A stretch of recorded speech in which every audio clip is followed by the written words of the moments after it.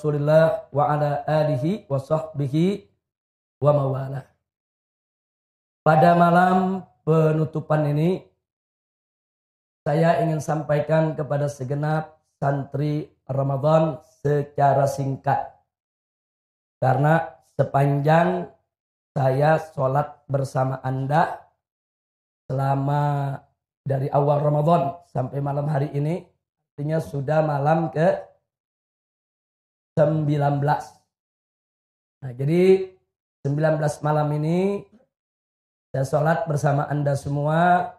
Saya lihat aneka ragam perilaku para santri di dalam melaksanakan sholat. Nah, karena itu kita hanya ingin menggunakan waktu yang sangat singkat saja untuk memberikan gambaran bagaimana tata cara pendirikan sholat yang diajarkan oleh Nabi alaihi salatu wassalam, sebagaimana diuraikan oleh para ulama di dalam kitab-kitab fikihnya. Karena sholat ini penting. Sholat ini ruknun min arkanil Islam. Sholat ini merupakan salah satu rukun Islam. Dan sholat ini merupakan imaduddin. Sholat ini merupakan tiangnya agama. Jadi jangan sekali-kali kita permainkan kita punya sholat, atau kita melakukan sholat tidak sesuai aturannya. Dan yang akan saya sampaikan di sini adalah bagaimana yang muktamad khususnya dalam mazhab al-Imam Asy-Syafi'i radhiyallahu ta'ala anhu. Nah, karena itu perhatikan sekali lagi semua. Kalau kita bicara tentang sholat, tentu sholat ada rukunnya, sholat ada sunnah ab'adnya, dan sholat ada sunnah hay'ahnya. Nah, kalau kita bicara tentang rukun, tentu tidak boleh tidak rukun itu harus kita kerjakan. Jadi kalau kita sholat meninggalkan rukun, maka sholat kita tidak sah. Dan kalau kita masih ada di dalam sholat belum selesai, kemudian kita menyadari ada rukun yang tertinggal, maka rukun yang tertinggal itu tetap harus kita kejar. Tidak bisa diganti dengan sujud sahwi. Contoh, begitu kita sholat di tahiyat yang terakhir, kemudian kita teringat, yakin bahwa tadi di rakaat kedua kita tidak baca suratul Fatihah. Tapi kita langsung membaca surat. Maka sebelum kita salam, kita masih ada dalam sholat kita. Maka rakaat kedua kita tidak sah. Lalu bagaimana solusinya? Kita berdiri, berarti kalau rakaat kedua dihitung tidak sah, kita baru berapa rakaat sholat? Baru 3. Kalau rakaat kedua kita katakan kita sholat isya yang 4 rakaat. Begitu kita tahiyat terakhir, ingat rakaat kedua nih kita tidak baca suratul Fatihah. Maka rakaat kedua kita dianggap tidak sah, berarti kita baru sholat 3 rakaat. Maka kita ganti, kita harus segera berdiri untuk menambah 1 rakaat lagi. Nggak bisa diganti dengan sujud sahwi. Oh tadi saya lupa tuh, nggak baca Fatihah. Udah, nanti saya sujud sahwi sebelum salam. Nggak bisa. Kalau rukun nggak bisa. Rukun harus dibayar dulu, baru nanti ditambah dengan sujud sahwi. Itu rukun. Nah, kalau sunnah ab'ad, seperti apa sunnah ab'ad? Sunnah ab'ad seperti tahiyat yang pertama. Itu sunnah ab'ad. Nah, seperti lagi membaca kunut dalam sholat subuh. Itu sunnah ab'ad. Nah, kalau kita terlupa dari sunnah ab'ad, tidak usah dikejar. Oh, tadi lupa rakaat kedua kita tidak tahiyat yang pertama. Apa-apa. Sholat kita tetap sah. Tapi nanti sebelum kita salam, kita sujud sahwi. Jadi kalau sunnah ab'ad nggak usah dikejar. Begitu juga kunut. Oh tadi lupa saya nggak kunut barusan. Nah kita sudah sujud atau sudah duduk. Nggak usah dikejar lagi. Tinggalkan saja kalau udah terlanjur ditinggal. Kalau sudah terlanjur kita lupa, tinggalkan saja. Tapi nanti sebelum kita salam, kita melakukan sujud sahwi. Jadi beda tuh, ada rukun, ada sunnah ab'ad. Nah sedangkan sunnah hay'ah, Andai kata kita terlupa, nah kita tidak merusak kita punya sholat. Dan tidak juga perlu diganti dengan sujud sahwi. Artinya kalau kita sudah tinggalkan itu yang namanya sunnah hayat, kita tidak mendapatkan fadilahnya. Tapi tidak merusak sholat. Sholat kita sunnah hayat banyak sekali. Nah, sunnah hayat ini dalam sholat banyak sekali. Nah, seperti apa? Seperti takbir-takbir yang kita lakukan dalam sholat kecuali takbiratul ihram. Nah, seperti juga zikir-zikir yang kita baca dalam ruku, dalam sujud. Nah, itu semua merupakan sunnah hayat. Yang andai kata kita lupa, kita tidak baca, nah itu tidak merusak sholat kita dan tidak perlu diganti dengan sujud sahwi. Nah, jadi saya tidak ingin membahas panjang lebar tentang apa itu rukun sholat, apa itu sunnah hayat, apa itu sunnah ab'ad. Akan terlalu panjang. Langsung saja kita kepada al-fiqhut tatbiqi. Kita langsung kepada fikih praktek sehari-hari. Jadi saya ambil yang penting-penting saja. Perhatikan. Jadi kalau kita hendak melaksanakan sholat, kita harus sepenuhnya melakukan takbiratul ihram itu menghadap ke kiblat. Kalau ada yang melakukan takbiratul ihram, sebagiannya tidak menghadap ke kiblat, maka takbiratul ihramnya tidak sah dan sholatnya tidak sah. Saya kasih contoh. Imam mau sholat menghadap ke kiblat. Kemudian dia merapikan shaf. Tahu sufuf. Tahu wa'tadil. Ayo luruskan. Tahu-tahu imam belum menghadap ke kiblat, udah takbiratul ihram. Allahu Akbar. Saya mau tanya, ada gak bagian takbiratul ihram yang dia nggak menghadap ke kiblat? Tidak sah. Kalau mau takbiratul ihram sepenuhnya seluruh badan kita menghadap ke kiblat. Jadi sebelum badan kita menghadap kiblat, tidak ada takbiratul ihram. Baik. Nah, rukun sholat yang terpenting dan pertama adalah niat. Niat yang ditancapkan dalam hati kita tatkala kita melakukan takbiratul ihram.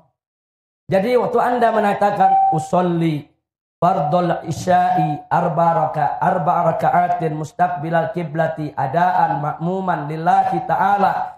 Saat Anda mengucapkan niat tadi, Anda belum niat. At-talaffuz bin niyah dalam Syafi'i melafazkan niat dalam mazhab Syafi'i hukumnya mustahab. Disukai dan dianjurkan. Kenapa? Limusa'adatil qalbi ala tathbitin niyah. Untuk membantu hati dalam menancapkan niat. Artinya niat itu di hati, bukan di mulut. Niat itu adanya di dalam hati kita, bukan di mulut. Yang kita ucapkan saat kita talaffuz bin niyah, itu kita belum masuk ke dalam niat. Belum. Kapan kita masuk ke dalam niat? Begitu kita baca Allahu Akbar. Itu dari mulai huruf alif, Allahu Akbar. Dari mulai alif sampai huruf ra. Allahu Akbar. Masa waktu kita baca Allahu Akbar dari alif sampai huruf ra, itulah masa untuk kita menancapkan niat di dalam hati. Nah, cara nancapin niatnya apa? Jangan Anda rancu. Jangan lagi Allah. Begitu kita baca Allahu Akbar, hati kita sibuk. Usolli fardul maghrib salah rakaatin. Enggak begitu, saudara. Bukan itu maksudnya. Tapi begitu kita baca Allahu Akbar, kita melakukan istihdaril qalb fis shalah. Kita menghadirkan hati kita di dalam sholat. Hati kita, akal pikiran kita hadirkan, kita sadarkan, kita insafi bahwa kita masuk dalam sholat. Itu namanya penancapan niat. Minimal dalam penancapan niat ada 3 unsur yang kita mesti ingat. Pertama, Penancapan ikrar bahwa kita akan melaksanakan sholat. Kalau dalam bahasa Arabnya usolli. Yang kedua, menyebut jenis sholatnya. Fardu atau sunnah. Yang ketiga, menyebut nama sholatnya. Ini 3 yang penting. Jadi kalau kita sholat maghrib, usolli fardol maghrib. Sholat isya, usolli fardol isya. Kalau kita sholat subuh, usolli fardos subhi. Kalau kita sholat sunnah, usolli sunnatal witri. Jadi sebut usollinya, sebut jenisnya, sebut nama sholatnya. Hanya ini 3 syarat. 3 syarat yang harus ada dalam penancapan niat. Jadi nggak usah repot-repot pakai mustaqbilal kiblati, arba'a raka'atin dan seterusnya. Enggak, fokus saja. Begitu kita baca usolli fardul maghribi tarata raka'atin mustaqbilal kiblati adaan ma'muman lillahi ta'ala. Allahu akbar. Ketika kita baca Allah, hati kita, akal pikiran kita hadirkan. Kalau kita sholat maghrib, hadirkan. Ingat, usolli fardul maghrib. Usolli fardul maghrib. Usolli fardul maghrib. Atau yakini dengan bahasa kita. Saya sholat maghrib, fardu maghrib. Saya sholat wajib maghrib. Saya sholat fardu maghrib. Tancapkan di hati kita saat kita membaca Allahu Akbar. Itu yang disebut niat. Kira-kira jelas tidak?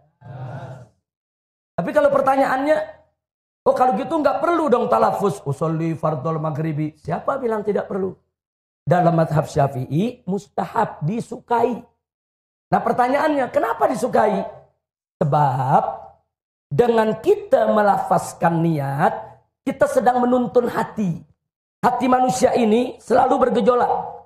Hati manusia ini bulak-balik. Hati manusia ini kalau tidak diikat, diseret, disadarkan, nah, nanti dia tidak hadir dalam sholat kita. Nah maka itu waktu kita menghadap kiblat, kita menghadirkan hati kita ucapkan niat. Usolli fardol maghribi. Maksudnya saat kita mengucapkan itu, seolah-olah kita lagi tegur kita punya hati. Hati dan akal pikiran kita tegur. Hatiku, akal pikiranku. Ingat. Ini kita mau sholat nih. Ingat. Kita mau sholat maghrib. Ini ada 3 rakaat. Ini menghadap kiblat. Kita sebagai makmum. Ingat, hadir. Jadi kita tuh lagi mencambuk kita punya hati. Kita mencambuk kita punya akal pikiran. Hadir kau dalam sholat. Nah, begitu hati kita udah kita cambuk. Hadir, siap dia hadir. Baru kita takbiratul ihram. Allah. Kita hadirkan. Usolli fardul maghrib. Ada di akal pikiran kita. Ada di hati kita. Bahwa kita sholat fardu maghrib. Atau bahwa kita sholat sunnah tarawih. Masukkan dalam hati kita. Dari mulai kita baca Allahu Akbar. Itulah yang disebut niat. Kira-kira jelas tidak? Tapi kalau kita nggak talafuz bin niyah. Saudara. Memang nggak apa-apa. Tanpa talafuz bin niyah bisa sah. Tapi ingat. Tolong kalau yang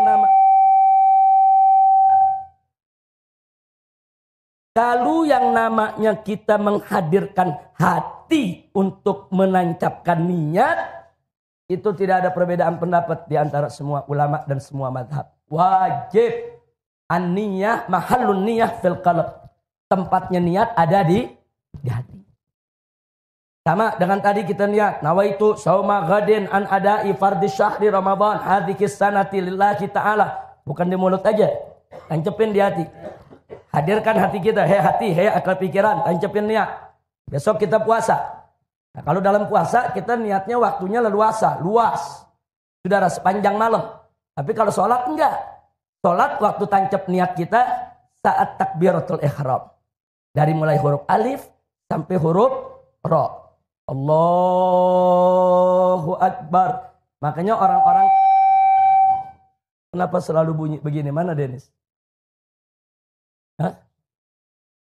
Volume mana? Volume mana? Coba, mana Denis?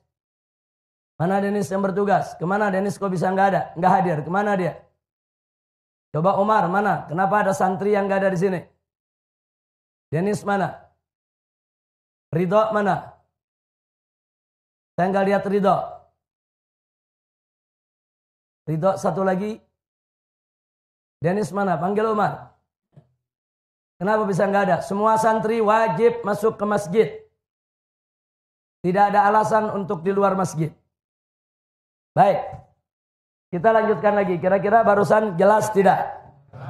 Nah, jadi tancapkan niat di dalam hati kita. Masa menancapkan niat dalam sholat, saudara, dari mulai alif sampai ro. Allahu Akbar. Makanya kenapa kalau orang sholat, takbiratul ihramnya suka dia panjangkan, saudara. Supaya dia punya cukup waktu menancapkan niat. Kalau dia cuman Allahu Akbar. Kalau dia nggak ahli menancapkan niat, jangan-jangan niatnya belum ditancapkan di hatinya ya ikhwan. Tapi kalau dia serius, menghadap kiblat, dia menghadirkan hatinya, menghadirkan akal pikirannya. Allahu Akbar. Insya Allah dalam waktu yang sedemikian dengan tenang, dia bisa menancapkan niat dalam hatinya dengan tenang juga. Kira-kira jelas tidak? Paham semua?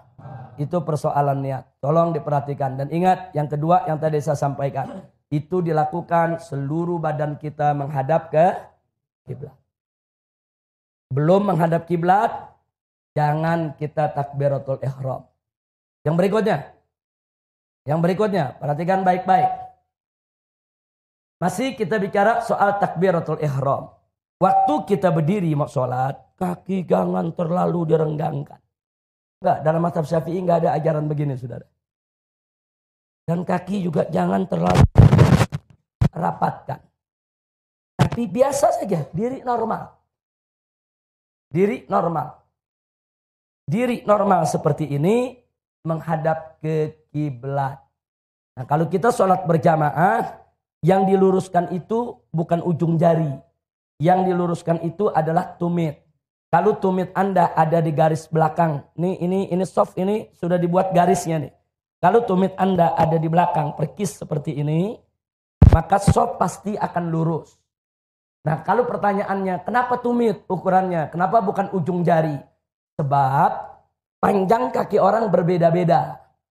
Yang anak kecil, yang orang dewasa, yang kurus, yang tinggi, yang pendek, yang gemuk, beda panjangnya. Dia punya kaki. Jadi kalau ujung jari yang kita pakai tidak akan lurus. Tapi kalau tumit yang kita pakai lurus. Karena tumit umumnya sama jarak tumit. Makanya tumit yang dipakai ukuran bukan ujung jari. Jadi mau anak kecil, mau orang dewasa, lihat tumit. Tumit taruh di garis. Biasakan. Ukuran kita tumit. Kalau kebetulan karpetnya ada garisnya enak. Kalau karpet lagi nggak ada garis, lihat aja tumit kita. Kita lihat tumit kita. Kanan, kiri, sudah lurus tumitnya. Insya Allah softnya akan rata. Baik, yang berikutnya. Saat kita takbiratul ihram, perhatikan tangan. Allah. Perhatikan tangan. Tangan ini tidak terlalu dibuka begini. Tidak begini. Tangan juga tidak terlalu rapat begini. Tapi tangan biasa, normal. Dan posisi tangan ini, kita punya ujung jari jempol kita sejajar dengan bawah telinga kita. Allahu Akbar. Jadi tidak begini, tidak begini. Jadi nggak ada tuh, udah lebar, Allah. Nah, dalam mazhab kita nggak ada, saudara. Kira-kira jelas tidak? Jadi normal aja berdiri normal. Nah, ke depan menghadap begini, ini tangan dibuka. Tidak dirapatkan, tidak terlalu dilebarkan. Biasa. Ini telapak madhab ke kiblat. Bukan begini. Tidak Allahu Akbar. Enggak begini. Begini. Loh kenapa takbiratul ihram itu begini? Saudara, kita sedang sholat saat kita takbiratul ihram. Itu kita menyerahkan diri kepada Allah. Kita memasrahkan diri kepada Allah. Saya mau tanya semua sekarang. Anda kalau di medan tempur, ada sekelompok orang menyerah kepada orang lain. Bagaimana posisi tangan menyerah? Coba saya tanya, bagaimana nyerah? Nyerah, saudara. Emang ada nyerah begini? Nggak ada nyerah begitu, saudara. Nggak ada. Nyerah bagaimana? Begini, saudara, di mana-mana. Jadi saat kita sholat, Allahu Akbar, kita menyerahkan diri kepada Allah. Kita punya diri, kita punya jiwa, kita punya badan. Semua urusan kita pasrahkan kepada Allah. Makanya ini menghadap ke kiblat. Serahkan diri kita kepada Allah. Sampai di sini jelas tidak? Ini untuk laki-laki. Ini untuk laki-laki. Ini sayap dibuka. Ini laki-laki sayap dibuka. Tapi kalau untuk perempuan sayapnya ditutup. Ini takbiratul ihramnya perempuan. Allah. Lihat. Ini ketiak nggak dibuka. Ditutup. Allahu Akbar. Itu perempuan. Kalau laki dibuka. Tapi bukanya enggak. Buka normal saja. Paham normal tidak? Normal. Mazhab Syafi'i ini enggak ada yang aneh-aneh, Saudara. Normal aja normal. Allahu Akbar. Kira-kira jelas tidak? Baik, sekarang posisi jari tangan, perhatikan. Perhatikan posisi tangan. Begitu kita sedekap. Sedekap ini perhatikan. Jari telunjuk kita luruskan di sini. Jempol ada di atas pergelangan. Jempol di atas pergelangan. Telunjuk lurus. 3 jari melingkar di bawah pergelangan. Seperti ini. Perhatikan ini. Perhatikan ini tangan begini.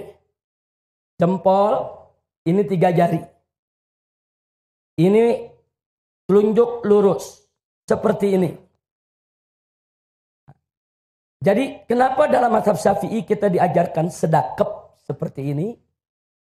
Untuk menjamin tangan kita tidak banyak melakukan gerakan. Kalau dalam mazhab Maliki mereka lurus. Dalam mazhab Ja'fari juga mereka lurus. Tidak sedekap. Tapi dalam mazhab Syafi'i sedekap. Saudara. Nah, untuk menjamin tangan ini tidak bergerak kemana-mana. Telunjuk diluruskan. Jempol ada di atas pergelangan, 3 jari di bawah. Seperti ini. Dan posisi tangan tidak di bawah pusar, tidak di atas dada. Tidak juga pas di pusar, tapi letakkan di atas pusar. Ini namanya bagian diafragma ini. Jadi antara pusar dan dada. Seperti ini. Walaupun ada sebagian yang dia suka dimiringkan begini. Jangan kaget. Dulu para sahabat memang banyak yang sholat begini. Kenapa? Di pinggangnya ada pedang. Nah, jadi kalau umpamanya terjadi sesuatu dalam kondisi perang dan lain sebagainya, mereka tinggal cabut ini pedangnya. Nah, jadi tapi ini kita tidak bicara kondisi itu, kita bicara sekarang kondisi dalam mazhabul Imam Syafi'i radhiyallahu taala anhu, yang afdol itu tangan sedekap di atas pusar seperti ini. Jadi kalau posisi kita seperti ini, posisinya biasa. Tidak begini. Tidak juga begini. Nggak megangin perut nih. Nah, tapi seperti ini. Sampai di sini jelas? Sampai di sini jelas? Baik. Kita lanjutkan. Begitu kita selesai takbiratul ihram, posisi tangan di sini sebagaimana biasa, kita baca doa iftitah, kita baca isti'adzah, kita baca suratul Fatihah, dan kita baca surat. Tapi sebelum saya lanjutkan, saya kembali sejenak kepada niat. Niat, kalau kita sholat sendiri, itu syarat penancapannya cuma 3. Usolli, kita pengen sholat, fardu atau sunnah disebut, terus nama sholat. Tapi kalau kita sholat berjamaah, untuk makmum wajib ditambahkan makmuman. Untuk makmum wajib ditambahkan makmuman. Jadi hadirkan hati kita. Usolli fardul maghribi makmuman. Makmuman itu wajib dihadirkan dalam hati kita. Baik, kita lanjutkan yang tadi. Selesai kita baca surat. Kalau baca surat, perhatikan.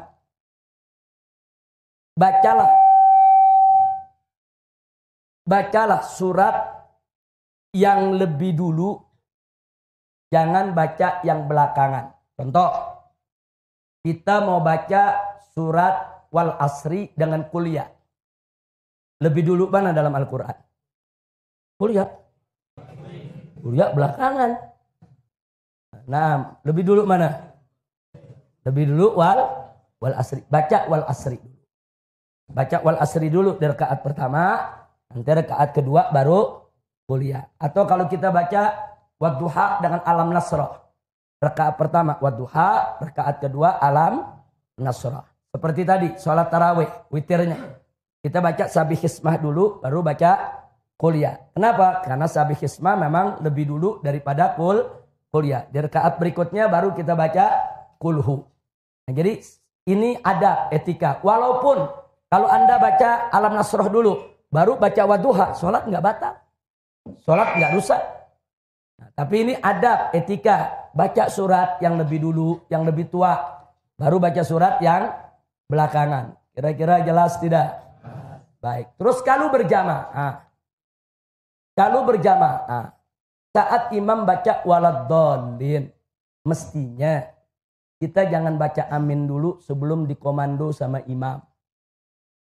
Jangan imam baru waladdallin. Kita udah amin.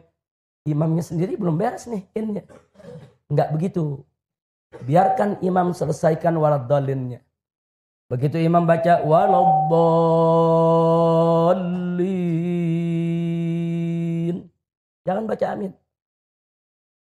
Begitu imam baca kita ikut. Amin itu ikut komando imam. Jadi kalau imam belum kasih komando amin, kita jangan baca amin. Nah, saya lihat di sini nih 19 malam imam belum baca amin, kita udah baca amin semua. Amin ikut komando imam. Makanya ulama-ulama kita mengajarkan bagaimana supaya amin kita bareng sama imam. Gampang. Begitu imam waladdallin,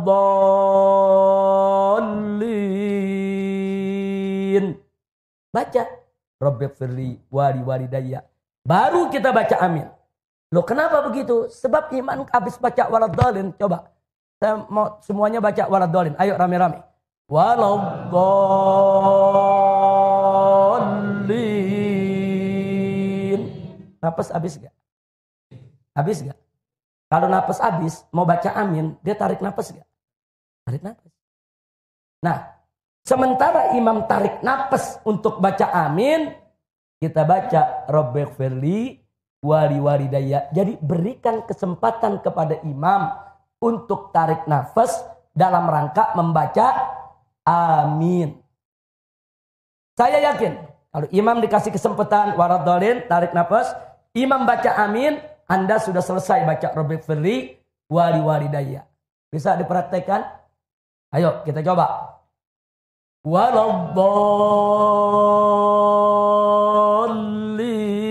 Waladdallin.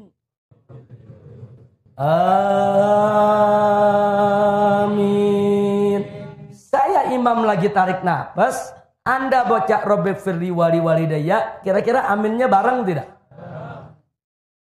Tertib semacam ini perlu dijaga sebab ada hadis dari Nabi bahwa manakala aminnya kita dengan imam bebarengan dengan aminnya para malaikat, saudara, maka hajat kita digobulkan, dosa kita diampuni. Jadi amin ada aturannya. Sampai di situ jelas? Baik, langsung saja. Kita tidak mau panjang-panjang bertele-tele lagi, udah selesai. Maka begitu kita masuk selesai daripada baca surat, sekarang kita ingin ruku. Ruku perhatikan. Jadi ruku itu pada saat ruku kita angkat tangan kita. Allahu Akbar. Tangan ini disunnahkan untuk diangkat. Seperti kita takbiratul ihram. Allahu Akbar. Minimal ruku. Telapak tangan kita menyentuh lutut. Minimal ruku. Jadi kalau ada orang rukunya begini, ini tangan sampai gak ke lutut? Ini belum sah. Minimal ruku, tangan sampai ke lutut. Walaupun ini punggung ini belum lurus nih. Tapi tangan udah sampai ke lutut. Ini udah sah. Lebih sempurna kalau dia luruskan. Ini rukunya laki-laki. Rukunya perempuan, tangan ke dalam. Ini rukunya perempuan, ini rukunya laki-laki. Laki sayapnya dibuka, perempuan sayapnya ditutup. Sampai di situ jelas? Minimal ruku sekedar membaca 1 kali tasbih. Subhanallah. Waktunya maksudnya. Jadi kalau dia ruku, begitu dia Allahu Akbar, waktunya cukup, subhanallah. Sami Allahu liman hamidah. Cukup dia punya waktu baca subhanallah, dia sudah mendapatkan tumaknina. Tapi kalau baca subhanallah aja nggak cukup, berarti dia belum dapat tumaknina. Yang nggak dapat tumaknina, rukunya tidak sah. Kira-kira jelas tidak? Nah, tapi yang bagus jangan cuma subhanallah. Yang bagus subhana rabbiyal azimi wa bihamdi. Lebih bagus lagi kalau 3 kali dibaca. Minimal 1 kali. Tapi lebih bagus lagi kalau 3 kali. Nah, kira-kira jelas tidak? Tapi kalau dibaca paling sedikit berapa sih ruku? Ya paling sedikit subhanallah. Cukup baca subhanallah. Tumaknina rukunya dia dapatkan. Tapi kalau sholat jangan berhitungan sama Allah. Jangan pelit. Cuman subhanallah tuh pelit bener. Nah, minimal kita baca subhana rabbiyal azimi wa bihamdi. Walaupun cuman sekali. Yang afdal 3 kali. Kira-kira jelas tidak? Paham? Nah, baik. Sekarang kita bangkit.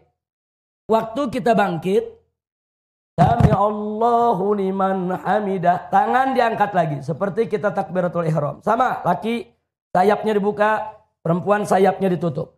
Sami Allahu liman hamidah. Posisi tangan perhatikan. Bagi orang yang bisa mengendalikan tangannya, luruskan saja, tidak usah sedekap. Tapi bagi orang yang tidak bisa mengendalikan tangannya, lebih baik dia sedekap lagi. Jadi jangan kaget ada yang sholat begitu sami Allahu liman hamidah, ada yang sedekap lagi. Kenapa? Dia mau jaga supaya tangannya nggak bergerak. Sebab ada orang begini. Sami Allahu liman hamidah. Ada yang begini. Ini bisa membatalkan sholat. Dia bergerak nih begini nih. Jadi kalau dia nggak bisa kendalikan tangan, ini namanya dia nggak bisa kendalikan tangannya. Kalau dia nggak bisa kendalikan tangan, apalagi sudah jadi kebiasaan dia, mungkin dari kecil dia emang demen begini, saudara sampai gede nggak hilang-hilang. Nah, jadi kalau memang dia nggak bisa kendalikan tangannya, langsung saja. Sami Allahu liman hamidah, sedekap lagi.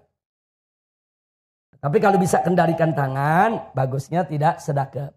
Jadi perhatikan. Sami Allahu liman hamidah.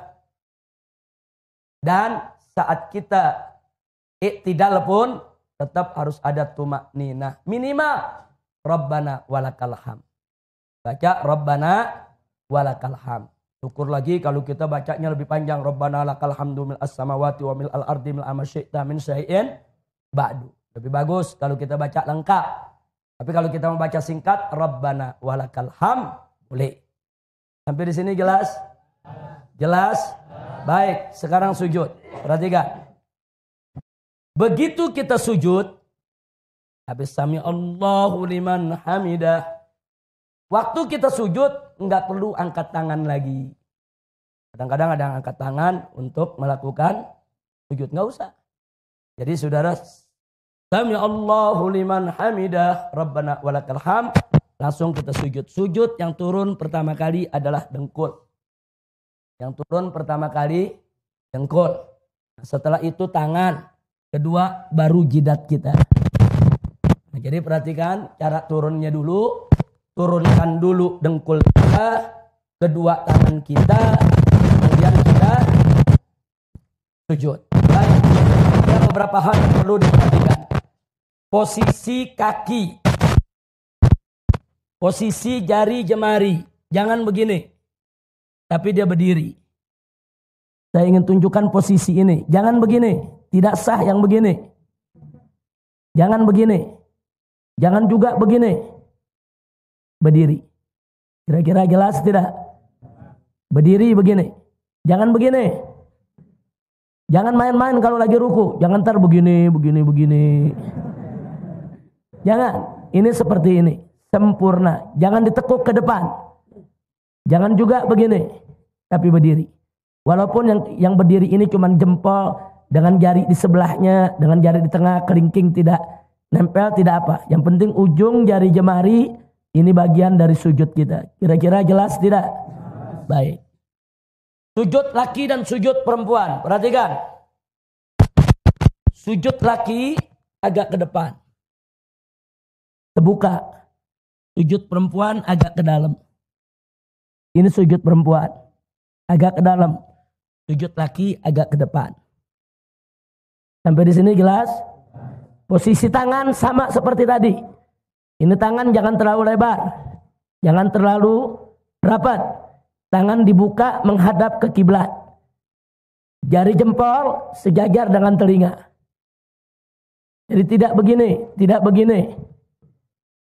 Enggak begini. Kira-kira jelas tidak? Ini pelajaran sholat penting. Kira-kira jelas tidak? Ada gak yang begini? Ada. Yang begini? Ada. Jadi ini nih dibuka. Ini jari, ingat. Ini jari, nih kayak kita takbiratul ihram nih. Nah ini dia nih. Sama, ini jari jemari ini ada di dekat telinga. Kira-kira jelas tidak? Paham? Baik. Posisi jidat. Yang paling afdol saat jidat kita menyentuh tempat sujud, hidung kita juga nyentuh lantai. Tapi kalau hidung nggak nyentuh, jidat aja yang nyentuh, sah. Sebab yang anggota sujud itu bukan hidung, tapi jabah. Jidat. Baik. Bawa sorban. Perhatikan. Ini kadang-kadang santri keren pakai sorban. Cuman gara-gara sorban sholatnya pada kait nggak sah tiap hari. Hati-hati. Hati-hati. Kalau kita sujud pakai sorban. Allahu Akbar. Ini di depan kita nih. Sorban. Sujud di atas sorban. Tidak sah. Ini Piki kemari. Sujud begini. Tidak sah. Kira-kira jelas tidak? Tapi kalau Piki ini jatuh, sujud di atas Piki, sah. Sah. Ini jatuh, sujud di atas sorban, sah. Tapi kalau sorban ini sedang kita pakai begini, sorban di depan kita, terus sujud di atas sorban, tidak sah. Nah, kalau Anda lagi sujud, tahu nggak sengaja ini begini, Anda udah sujud begini, turunkan aja ini. Ini turunkan, selesai. Sholat Anda sah. Paham? Jadi jangan mentang-mentang pakai sorban, ada yang sujud kadang-kadang di atas sorban. Tidak sah. Sebab kalau Anda sujud di atas sorban, sorban yang sedang Anda pakai, berarti Anda sujud di atas pakaian yang sedang Anda gunakan. Nggak boleh. Kira-kira jelas tidak? Nah makanya sekarang, bagaimana kalau orang rambutnya panjang nutup semua ini? Dia sujud. Tidak ada bagian jabahnya yang menempel di lantai. Ketutup rambut, tidak sah. Ini jabah mesti nempel. Nah nempelnya pun harus ada beban. Contohnya beban, andai kata. Ini tempat sujud saya tepung atau bedak. Andai kata bedak. Kalau saya sujud, saya angkat, ngejiplak, ada tanda sujud. Itu berarti saya sujud dengan beban. Ada orang sayang menjambulnya. Dia sujud, hati-hati saudara, cuma nempel begini. Ada yang begitu. Andai kata ada bedak, nggak ada tanda sujud. Tidak sah. Sujud itu bukan sekedar nempel, tapi ada beban. Nah, jadi kalau dalam kitab fikih diumpamakan andai kata ada tepung itu ada bekas cap jidat kita. Kira-kira jelas tidak? Paham? Nah, jadi sujud ada tata caranya.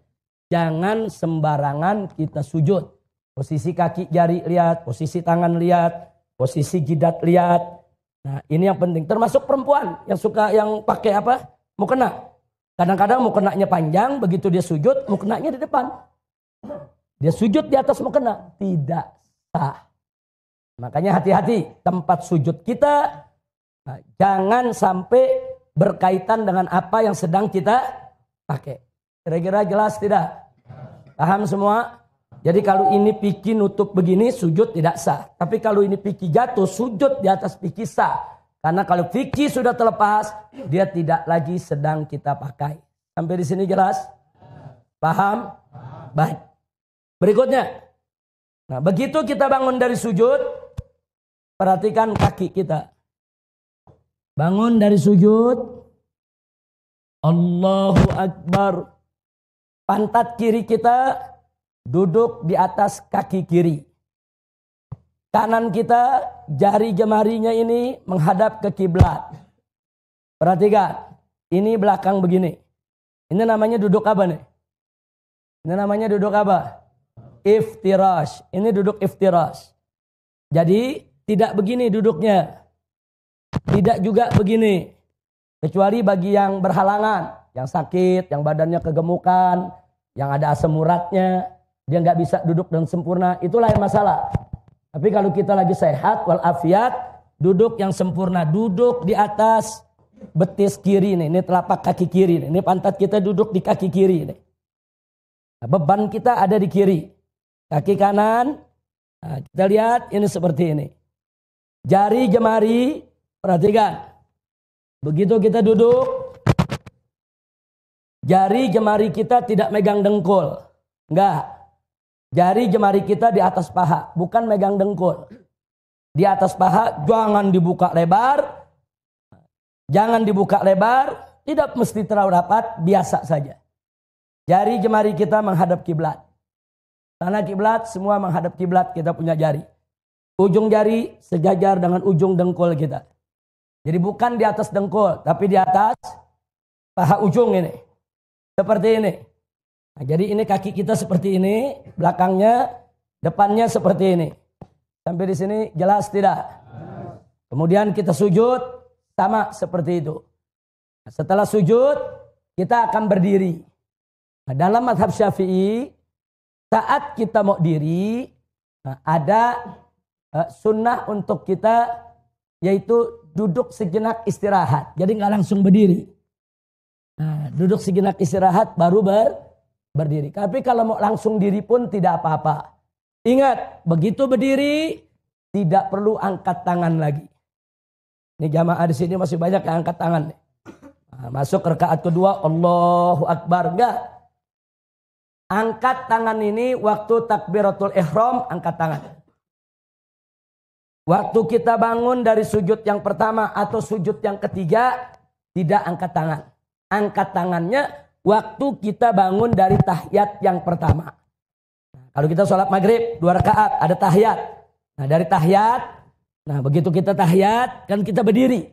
Saat kita berdiri angkat tangan. Allahu Akbar. Nah jangan tiap rakaat angkat tangan. Kira-kira jelas tidak? Menyalahi sunnah. Menyalahi sunnah. Nah kita masuk rakaat kedua tanpa angkat tangan. Sedekap lagi. Baca Fatihah lagi, baca surat lagi, ruku lagi seperti tadi, i'tidal lagi seperti tadi, sujud lagi seperti tadi, duduk lagi seperti tadi, sujud lagi, baru kita tahiyat yang pertama. Perhatikan. Tahiyat yang pertama duduk kita tetap duduk iftirash. Sama seperti duduk yang tadi. Tangan kita perhatikan. Yang kiri seperti tadi, di atas paha madhab kiblat. Yang kanan seperti ini. Siap-siap mau diangkat ini jari. Posisinya seperti ini. Jadi begitu kita sampai asyhadu alla ilaha illallah. Angkat jari. Angkat jari telunjuk kita agak sedikit tinggi. Kemudian turunkan sedikit rendah. Selesai. Itu namanya digerakkan sekali. Asyhadu alla ilaha illallah. Wa asyhadu anna Muhammadar Rasulullah. Perhatikan. Dari awal sholat sampai akhir sholat. Mata kita lihat tempat sujud. Kecuali saat kita lagi tahiyat. Saat jari kita menunjuk, mata kita lihat ke ujung jari kita. Saat kita tunjuk, mata kita lihat ujung jari kita. Tapi selain itu, mata lihat tempat sujud kita. Jangan mata kita jelalatan. Kira-kira jelas tidak? Jangan begitu sholat, mata jelalatan. Begini. Jangan lihat mata.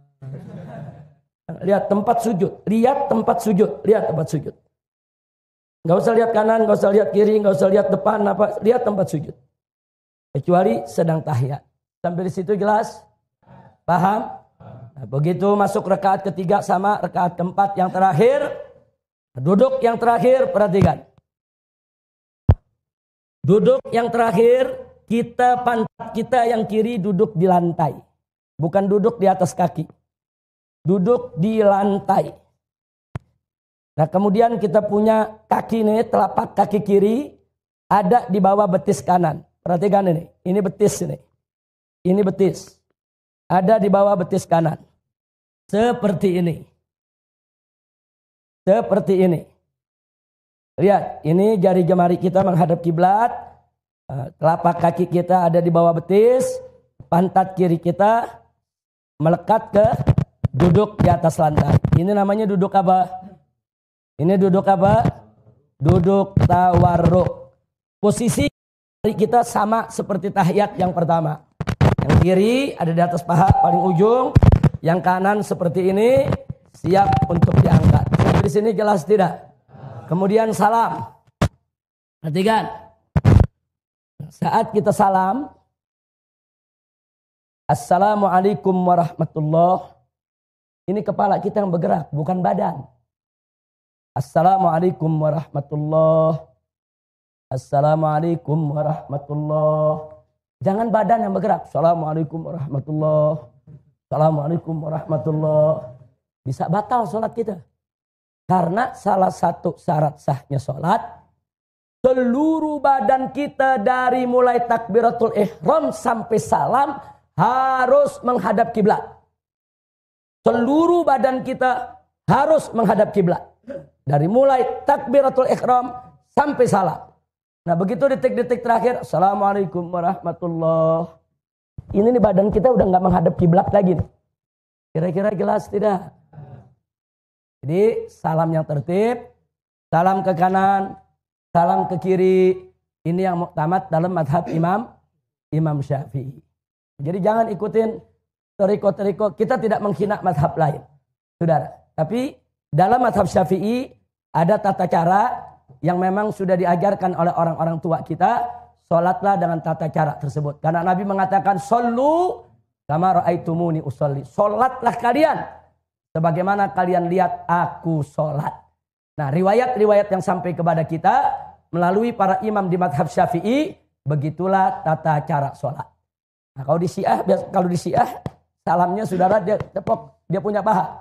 Kita nggak ada riwayat semacam itu. Nah, jadi kita tidak usil kepada mereka punya madhab, kita ikuti saja madhab kita. Nah, seperti tadi, madhab Malik diluruskan tangannya, saudara.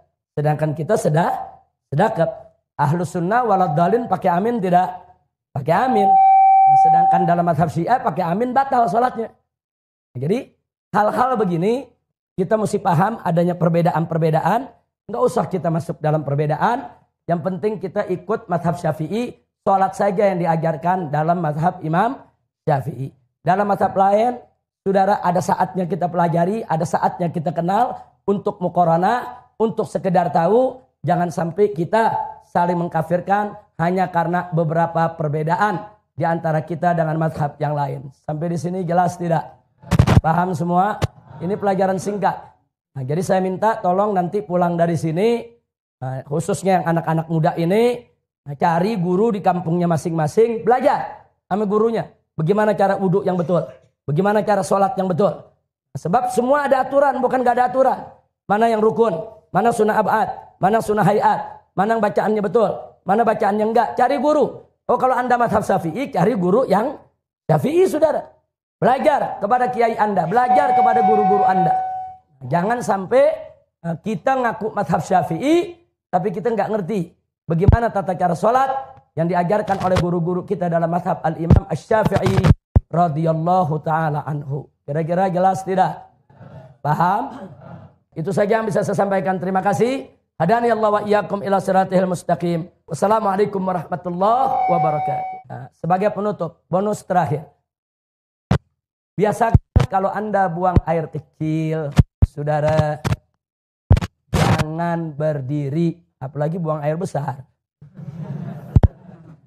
Buang air besar berdiri sih kelewat. saya cerita buang air kecil. Kenapa saya cerita buang air kecil? Karena sekarang ini saya lihat sampai-sampai di masjid-masjid, ya, kadang-kadang tempat kencingnya juga disediakan yang berdiri, saudara. Nggak pandai. Sebagai penutup, bonus terakhir. Biasakan kalau Anda buang air kecil, saudara, jangan berdiri, apalagi buang air besar. Buang air besar berdiri sih kelewatan, saudara. Saya cerita buang air kecil. Kenapa saya cerita buang air kecil?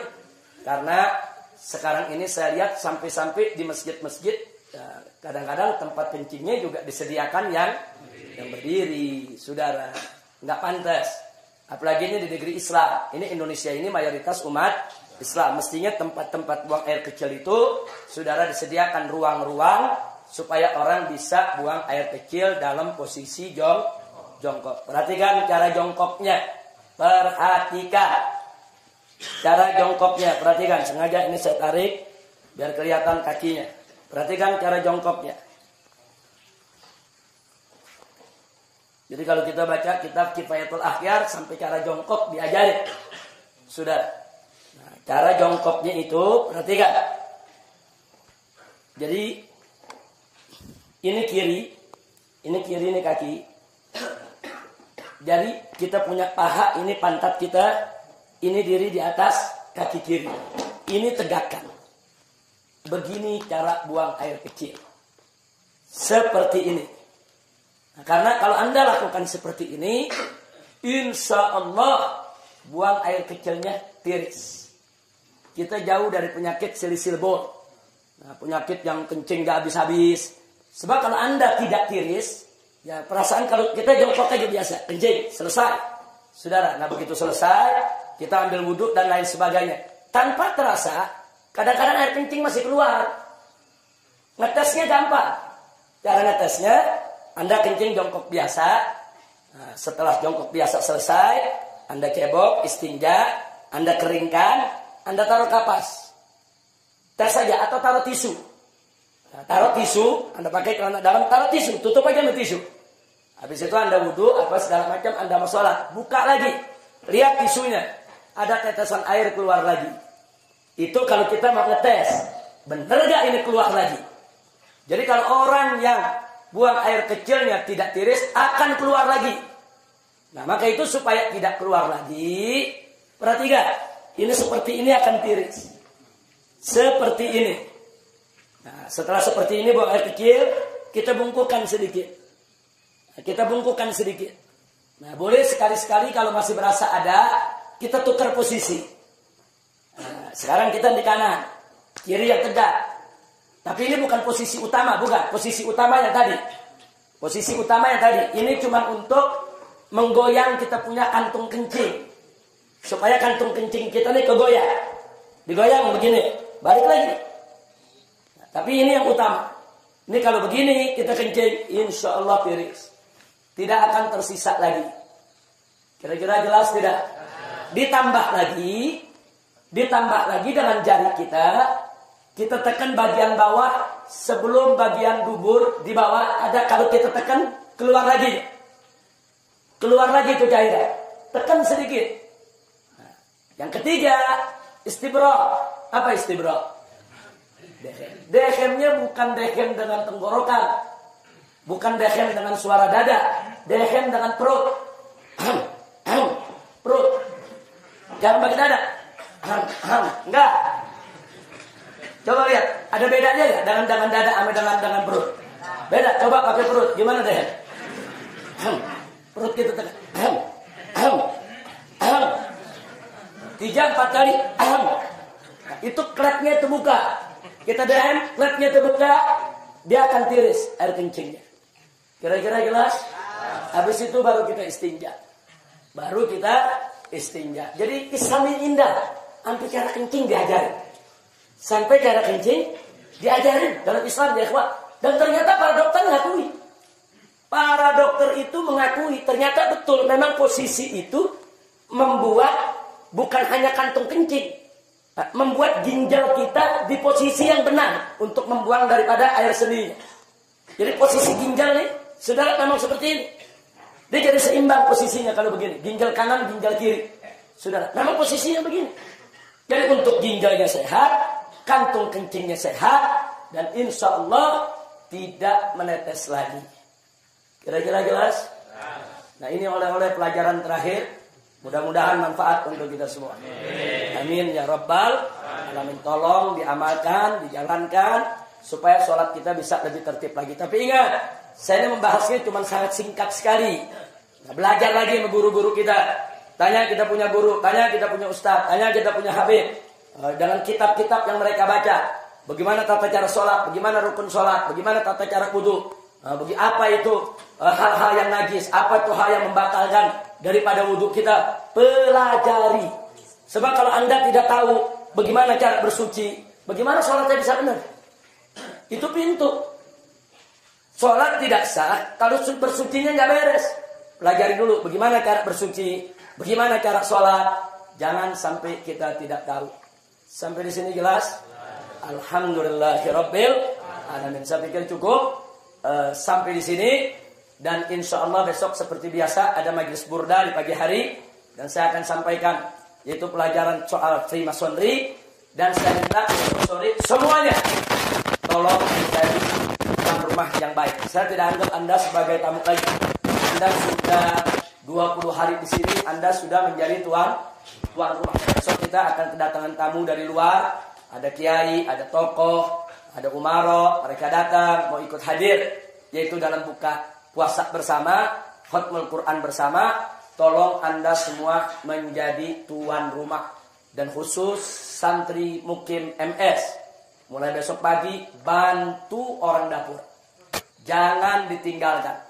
Nah, orang-orang dapur kita ini besok kerja keras. Ada timnya Habib Hashim juga kerja keras.